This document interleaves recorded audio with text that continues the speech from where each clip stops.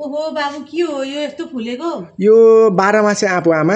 आँप नि 12 मासे हुन्छ? ल अहिले त एकदमै राम्रो राम्रो हाइब्रिड क्वालिटीमा थाई अल टाइम म्याङ्गो भनेको यही हो, एकदमै राम्रो सधैँ फल्ने खाले हो आँप हो यो त। फले खाँदा बाबु?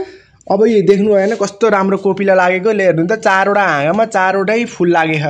यो सधैँ फलिरहन्छ? सधैँ फल्छ, 12 महिना फल्ने, 12 मासा पाक्छ, फल्छ, पाक्छ।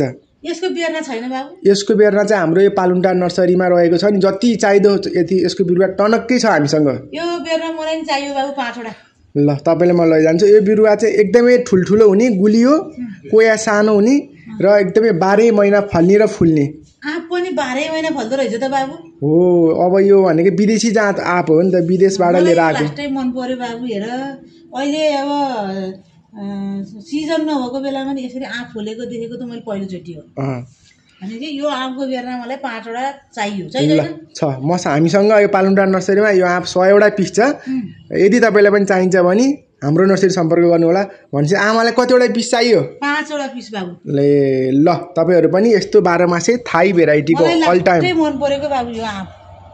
थाई भेराइटीको अल टाइम म्याङ्गो चाहिन्छ भने हाम्रो पालुङटार नर्सरी सम्पर्क गर्नु होला। हाम्रो चाहिँ 4वटा हाँगा छ भने 4वटै हाँगा अहिले यो कार्तिक महिनामा पनि फुल्ने आँप भनेको अब अचम्मको आँप हो हैन। ल देख्नु भएको छ होला। ल है साथीहरु, पालुङटार नर्सरीमा all time Thai all time म्याङ्गोको बिरुवा आइसकेको छ।